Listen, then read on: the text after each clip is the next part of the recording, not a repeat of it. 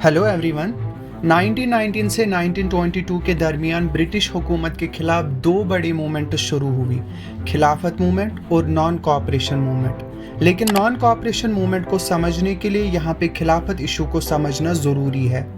आज के टॉपिक को हम 4 सब टॉपिक्स के अंदर समझेंगे: background, first world war and खिलाफत इशू, बर्थ ऑफ द खिलाफत movement in India, after math. तो स्टार्ट करते हैं बैकग्राउंड से।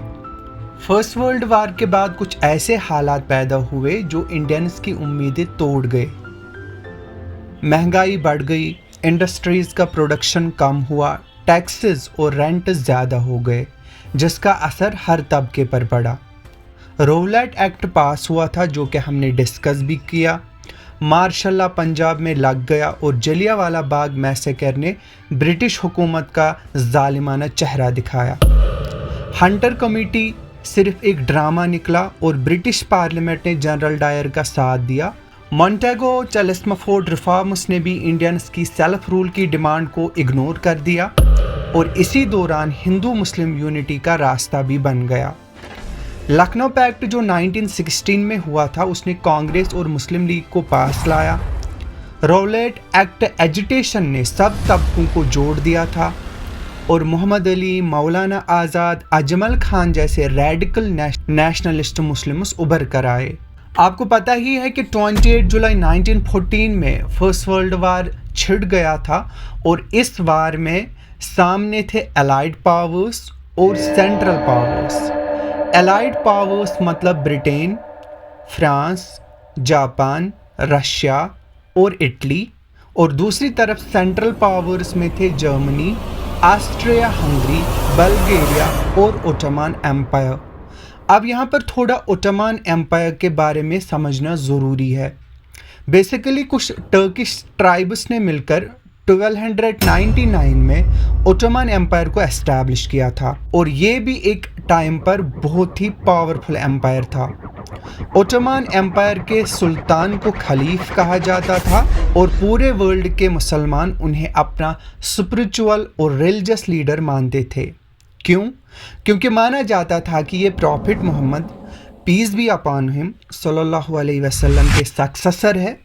तो फर्स्ट वर्ल्ड वार जो जुलाई 1914 में स्टार्ट हुआ था, ये 4 साल बाद यानी नवंबर 1918 में ख़त्म हो गया था और यहाँ पर सेंट्रल पावर्स की हार हुई थी। इसी के साथ शुरू हुआ एक नया दौर जिसमें हारी हुई कंट्रीज़ के साथ पीस ट्रीटीज़ साइन की जा रही थी। जैसे कि जून 1919 में एलाइड पावर्स ने जर्मनी के साथ ट्रीटी ऑफ वर्साइल साइन की थी, जिसमें जर्मनी की सारी एशियन और अफ्रीकन कॉलोनीज छीन ली गई थी। इसके अलावा जर्मनी पर काफ़ी सारी हारिश रिस्ट्रिक्शंस भी लगाए गए थे। और इसके बाद थी अब बारी ओटोमन एम्पायर की। यहाँ पर एलाइड पावर्स ओटोमन एम्पायर के साथ ट्रीटी ऑफ सर्विस साइन करना चाहते थे। प्लान ये था कि ओटोमन एम्पायर की सभी नॉन टर्किश टेरिटरीज जैसे फ़लस्तीन, सीरिया, लेबनान, इराक और इजिप्ट को एलाइड पावर्स अपने कब्ज़े में ले लेंगे। उन नॉन टर्किश टेरिटरीज में कई इस्लामिक होली प्लेसेस भी थी और अगर allied powers treaty of service लागू करते तो खलीफा का इन होली प्लेसेस पर से कंट्रोल ख़त्म हो जाता। इसीलिए पूरे वर्ल्ड के मुसलमान नाराज़ थे। वैसे तो काफ़ी सारी कंट्रीज़ में ओटोमन एम्पायर के खलीफ के सपोर्ट में पॉलिटिकल एक्टिविटीज़ स्टार्ट हो चुकी थी, लेकिन खलीफ के सपोर्ट में सबसे प्रोमिनेंट एक्टिविटीज़ देखने को मिली इंडिया में मोहम्मद अली और उनके भाई शौकत अली ने दूसरे मुस्लिम लीडर्स का साथ लेकर 1919 में एक ऑल इंडिया खिलाफत कमेटी एस्टैब्लिश कर दी और पहली ऑल इंडिया खिलाफत कमेटी का प्रेसिडेंट कौन था? वो थे गांधी।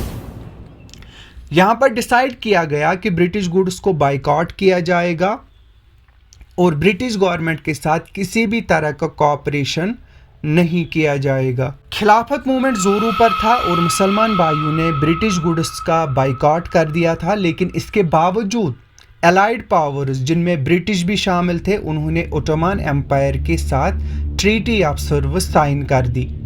ओटोमन एम्पायर को डिवाइड कर दिया गया और खलीफा अब सिर्फ टर्की के सुल्तान रह गए थे। यहाँ देखिए मैप में, वर्ल्ड वार फर्स्ट से पहले जो है ओटोमन एम्पायर एक बड़ा टेरिटोरियल एरिया था, पूरा फैला हुआ था, बट वर्ल्ड वार के बाद ट्रीटी ऑफ सर्विस के हिसाब से उससे कई सारी कंट्रीज में बांट दिया गया और अब ओटोमन एम्पायर का सुल्तान सिर्फ टर्की का सुल्तान रह गया था।